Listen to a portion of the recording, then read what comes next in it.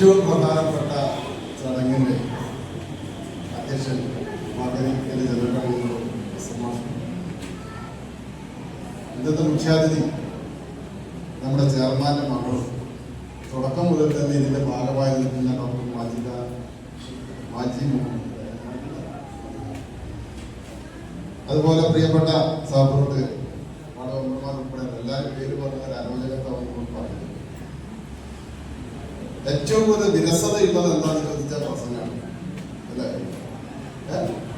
ആരും ഇഷ്ടപ്പെടാത്ത കുറെ സമയം പ്രസംഗിക്കുന്നത് കേട്ടാൻ ആർക്കും ഇഷ്ടമല്ല, ആണോ?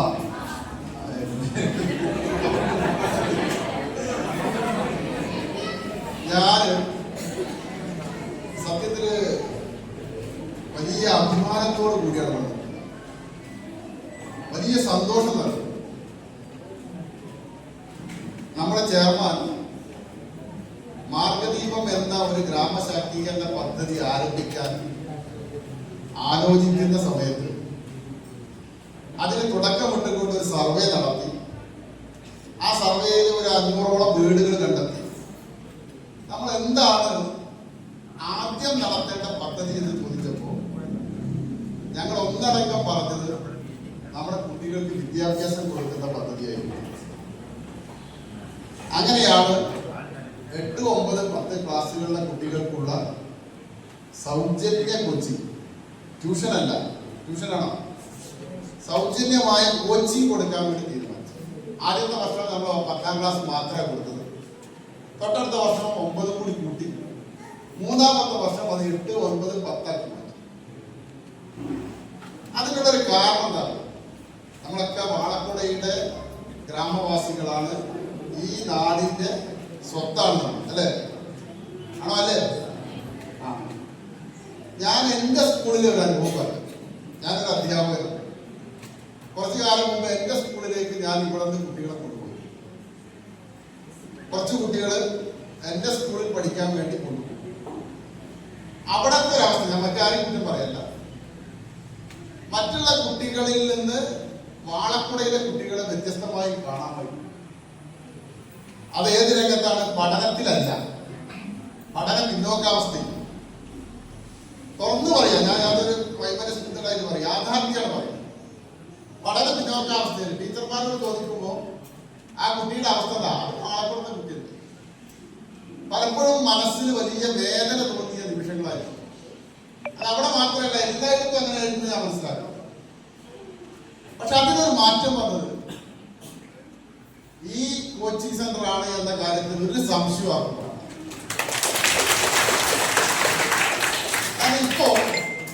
ഇപ്പോഴത്തെ അവസ്ഥയിൽ നിങ്ങൾ പരിശോധിച്ചു, കേരളത്തിൽ പ്രത്യേകിച്ച് മലപ്പുറം ജില്ലയിൽ +1 അഡ്മിഷൻ കിട്ടാതെ ഒട്ടേറെ കുട്ടികൾ ഇപ്പോഴും നടക്കുക, സ്പെഷ്യൽ അലോട്ട്മെന്റിന് വേണ്ടി കാത്തിരിക്കുക അല്ലെ? ആ സമയത്താണ് നമ്മുടെ ഇവിടെ നിന്ന് ജയിച്ച 40 കുട്ടികളിൽ 32 കുട്ടികളും അഡ്മിഷൻ വാങ്ങിയ കുട്ടികളാണ്. 32 കുട്ടികൾക്ക് അഡ്മിഷൻ കിട്ടി എന്ന് പറയുമ്പോൾ വലിയ നേട്ടം. 53 വലിയ നേട്ടമാണ് അല്ലേ?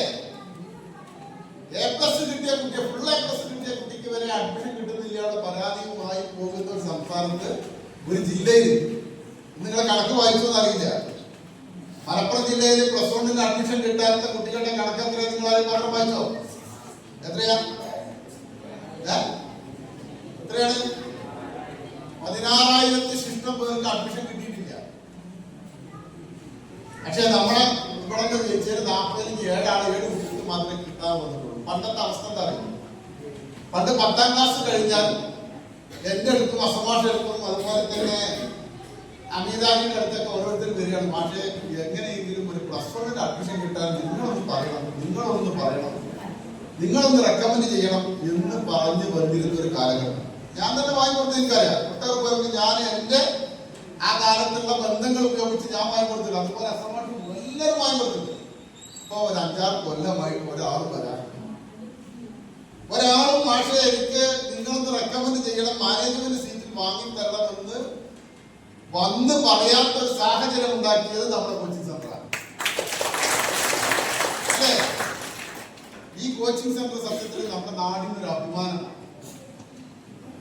എന്ന് പറഞ്ഞാൽ നാട്ടിൽ നിന്ന്, വാളക്കുടയിൽ നിന്ന് വിദ്യാസമ്പന്നരായ ഒരു സമൂഹത്തെ വാർത്തെടുക്കാൻ തുടക്കമിട്ട പദ്ധതിയാണ് ഈ കോച്ചിങ് സെന്റർ എന്ന കാര്യത്തിൽ ഒരു സംശയം ആർക്കും വേണ്ട. ഞങ്ങൾക്കൊന്നും കിട്ടാത്ത ഭാഗ്യമാണ്, ഞങ്ങൾക്കൊന്നും കിട്ടിയിട്ടില്ല. ഞങ്ങളൊക്കെ ഇവിടുന്ന് പഠിക്കാൻ പോയിരുന്നത് നിങ്ങൾക്കറിയോ? ആ കാലത്തെ അവസ്ഥ വളരെ പ്രയാസപ്പെട്ട, സാമ്പത്തികമായി പരാധീനതയുള്ള ഒരു കാലഘട്ടത്തിലാണ് ഞങ്ങളൊക്കെ പഠിച്ചത്. എനിക്ക് എന്റെ കാര്യം തന്നെ പറഞ്ഞാൽ, ഞാൻ സത്യത്തിൽ PTCക്ക് പോയത് എന്റെ വീടിന്റെ അന്നത്തെ സാമ്പത്തിക പ്രയാസം കൊണ്ട് മാത്രമാണ്. ഞാൻ ഒരിക്കലും ഒരു അധ്യാപകനാകാൻ ആഗ്രഹിച്ചവരല്ല. പക്ഷെ അധ്യാപകനാകാൻ ആഗ്രഹിച്ചില്ലെങ്കിലും ആ മേഖലയിലേക്കാണ് ഞാൻ വന്നത്. ഞാൻ ഡിഗ്രിക്ക് പഠിക്കുമ്പോഴാണ് എനിക്ക് PTCക്ക് അഡ്മിഷൻ കിട്ടുന്നത്. PTCക്ക് അഡ്മിഷൻ കിട്ടിയപ്പോൾ ഞാൻ ആദ്യം പൂഴ്ത്തി വെച്ചു. അപ്പൊ ഉപ്പനോട് പറഞ്ഞു, നീ അതിൽ പോയിക്കോ. അങ്ങനെ പോവുകയും ചെയ്തു. സത്യത്തിൽ ഞാൻ അത് ആഗ്രഹിച്ചതല്ല, ഞാൻ അതിനേക്കാളും വേറെ ആഗ്രഹിച്ചതാണ്. പക്ഷെ എനിക്ക് അന്നത്തെ എന്റെ സാഹചര്യം, എന്റെ കുടുംബ പശ്ചാത്തലം അതിന് പറ്റിയതല്ലായിരുന്നു. പക്ഷെ നിങ്ങളെ സംബന്ധിച്ച് നിങ്ങൾക്ക് തരുന്ന വാഗ്ദാനങ്ങൾ, നിങ്ങൾക്ക് തരുന്ന ഉറപ്പുകൾ, അവിടെയാണ് നമ്മൾ കാണുന്നത്. നിങ്ങൾ എന്താണോ ആഗ്രഹിക്കുന്നത് അത് നേടിത്തരാൻ തയ്യാറുള്ള ഒരു ടീമും അതിന് എന്ത് മുടക്കണം തയ്യാറുള്ള ആദ്യത്തെ മുഹമ്മദ് സാഹിബിനെ പോലുള്ള വ്യക്തികളുണ്ട്. അങ്ങനെയുള്ള ഈ നാട്ടിൽ നിന്ന് നമ്മൾ ഇതിനേക്കാൾ അപ്പുറമാണ് നീ പ്രതീക്ഷിക്കുന്നത്. ഇത് മാത്രം മതിയോ? ഇത് മാത്രം മതിയോ? ഓരോ +1 +2 എന്ന് പറയുന്ന സത്യത്തില് SSLC ഇപ്പോ സത്യത്തിൽ എന്താണ് ഒരു പിന്നെ മറ്റുള്ള കോഴ്സുകളുടെ ഒരു മാനദണ്ഡമല്ലാതായി മാറിയിരിക്കുക. SSLCയുടെ ആകെയുള്ള മാനദണ്ഡം മാത്രമേ ഉള്ളൂ, +1 അഡ്മിഷൻ കിട്ടും അല്ലെ? +1 അഡ്മിഷൻ കിട്ടിയാൽ മറ്റ് കോഴ്സുകൾക്കാണെങ്കിലും മറ്റ് ജോലികൾക്കാണെങ്കിലും മറ്റേത് വകുപ്പുകൾക്കാണെങ്കിലും ഇപ്പൊ ചോദിക്കുന്ന ഏറ്റവും താഴ്ന്ന ക്വാളിഫിക്കേഷൻ ഏതാണ്? +2 ആണ്. ഏതാണ്? +2 ആണ്. അതിന് നിങ്ങൾ ഫുൾ A+ കിട്ടിയവർ 11 പേര്. നമ്മുടെ റഷീദ് മാഷ് പറഞ്ഞു, വലിയ അംഗീകാരമാണ് ടീച്ചേഴ്സിന് കൊടുത്ത, ഈ മെന്റേഴ്സിന് കൊടുത്ത, ഇതിന്റെ പ്രവർത്തകർക്ക് കൊടുത്ത വലിയൊരു അംഗീകാരമാണ് നിങ്ങൾ വാങ്ങിക്കൊടുത്തത്. എന്തെല്ലാം സേവനങ്ങളാണ്! 1 രൂപയുടെ പ്രതിഫലം നിശ്ചയിക്കാതെയാണ് ഇവിടുത്തെ മെന്റേഴ്സ് മുഴുവൻ നിങ്ങൾക്ക് വേണ്ടി ജോലി ചെയ്യുന്നു. നിങ്ങളുടെ ക്യാമ്പ് നടക്കുമ്പോൾ ക്യാമ്പിലേക്ക് വേണ്ട ഭക്ഷണ സാധനങ്ങൾ ഉൾപ്പെടെ സ്പോൺസർ ചെയ്തുകൊണ്ടാണ് മെന്റേഴ്സ് നിങ്ങളെ തുടങ്ങുന്നത്. അതൊക്കെ എന്തിനു വേണ്ടിയാ? അവർക്ക് വല്ലതും കിട്ടാൻ വേണ്ടിയിട്ടാണ്. നിങ്ങൾ വിജയിച്ച്, നിങ്ങൾ പഠിച്ച് ഈ നാട്ടിൽ നിന്ന് ഉയർന്ന തലത്തിലുള്ള വ്യക്തിത്വങ്ങൾ വളർന്നു വരുമ്പോഴാണ് അതിന് നമുക്ക് എന്ത് ചെയ്യാൻ പറ്റുള്ളൂ? അവർക്ക് ഏതെങ്കിലും രീതിയിലുള്ള പ്രതിഫലം കൊടുക്കാൻ പറ്റുള്ളൂ. എങ്ങനെയുള്ള പ്രതിഫലം? നിങ്ങൾ വളരുന്നത് കാണുമ്പോൾ ഉണ്ടാകുന്ന സന്തോഷം ഉണ്ടല്ലോ, നിങ്ങൾ ഏതെങ്കിലും ഉയർന്ന തലത്തിലെത്തുമ്പോൾ ഉണ്ടാകുന്ന സന്തോഷം ഉണ്ടല്ലോ, അത് ചെറുതൊന്നല്ല, അത് ഏറ്റവും വലുതാണ്. അതാണ് ഞങ്ങളൊക്കെ ഉദ്ദേശിക്കുന്നത്.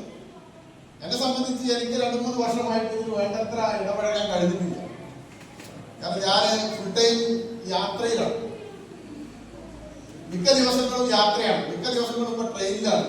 എന്റെ വീട്ടിലല്ല കൂടുതലും ഞാൻ അഞ്ചു പറഞ്ഞാറുള്ളത്, തീവണ്ടികളിലാണ് അഞ്ചു പറഞ്ഞത്. നാളെ രാത്രി ഞാൻ തീവണ്ടിയിലാണ്, മറ്റന്നാൾ രാത്രി തീവണ്ടിയിലാണ്. ഇനി ഞാൻ തീവണ്ടി ഇല്ലാത്തത് ആകെ ചൊവ്വാഴ്ച വ്യാഴാഴ്ച മാത്രമേ ഉള്ളൂ. കാരണം ഓരോന്നും ഓരോ സ്ഥലത്ത് മറ്റൊരു സ്ഥലത്തേക്കുള്ള ഒരു യാത്രയാണ്. അതൊരു ഭാരവാഹിത്വത്തിന്റെ ഭാഗമായിക്കൊണ്ട് എന്നിൽ അർപ്പിച്ച ഒരു ഉത്തരവാദിത്വം നിർവഹിക്കുന്നതിന്റെ ഭാഗമായിക്കൊണ്ടാണ്. അപ്പൊ അതുകൊണ്ട് കൊണ്ട് വരാൻ പറ്റിയിട്ടില്ല, വലിയ സങ്കടം ഇല്ല. പക്ഷെ അസമാഷവും അതുപോലെ തന്നെ നമ്മുടെ മെന്റേഴ്സും വളരെ ആത്മാർത്ഥമായിട്ട് ഇതിനു വേണ്ടി പ്രവർത്തിച്ചത് കൊണ്ടാണ് നിങ്ങൾക്കൊക്കെ ഈ നേട്ടങ്ങൾ ഉണ്ടാക്കാൻ കഴിയുന്നത്. അതുകൊണ്ട് എനിക്ക് എന്റെ പ്രിയപ്പെട്ട സഹപ്രവർത്തകരോട് പറയാനുള്ളത്, ഞങ്ങൾക്ക് കിട്ടാത്ത സൗഭാഗ്യം, ഞങ്ങളുടെ തലമുറക്ക് കിട്ടാത്ത സൗഭാഗ്യം, ആ സൗഭാഗ്യം നിങ്ങളുടെ കാൽച്ചുവട്ടി കിടക്കാൻ അത് ഉപയോഗപ്പെടുത്തേണ്ട ഉത്തരവാദിത്വം ആർക്കാണ്? അതാർക്കാണ്? അതുകൊണ്ട് നിങ്ങൾ തീരുമാനിക്കണം, നിങ്ങൾ സ്വയം ഓരോരുത്തരും തീരുമാനിക്കണം, ഞാൻ ആരാവും, ഞാൻ ഇന്ന ജോലി അല്ലെങ്കിൽ ഇന്ന പ്രൊഫഷൻ ഞാൻ കരസ്ഥമാക്കുമെന്ന് നിങ്ങൾ നിങ്ങളുടെ മനസ്സിൽ തീരുമാനമെടുക്കണം. ഇപ്പൊ അങ്ങനെ തീരുമാനമെടുത്തതുണ്ടോ? തീരുമാനിക്കണം. നമ്മുടെ മനസ്സിൽ നമ്മൾ ആദ്യം തീരുമാനിക്കണം, ഞാൻ ഇന്ന പ്രൊഫഷൻ, എന്റെ നാട്ടുകാരെന്നിൽ നിന്ന് ആഗ്രഹിക്കുന്ന, എന്റെ കുടുംബം എന്നിൽ നിന്ന് ആഗ്രഹിക്കുന്ന ആ രീതിയിലേക്ക് ഞാൻ വളരുമെന്ന ഒരു തീരുമാനമെടുത്ത് അതിനു വേണ്ടി പ്രവർത്തിക്കണം. അതല്ലാതെ വേറെ ആരെങ്കിലും കളിക്കുന്ന ആ പാതയിലൂടെ പോകുന്നവർ അവിടേക്ക് എത്തിപ്പെടാനുള്ള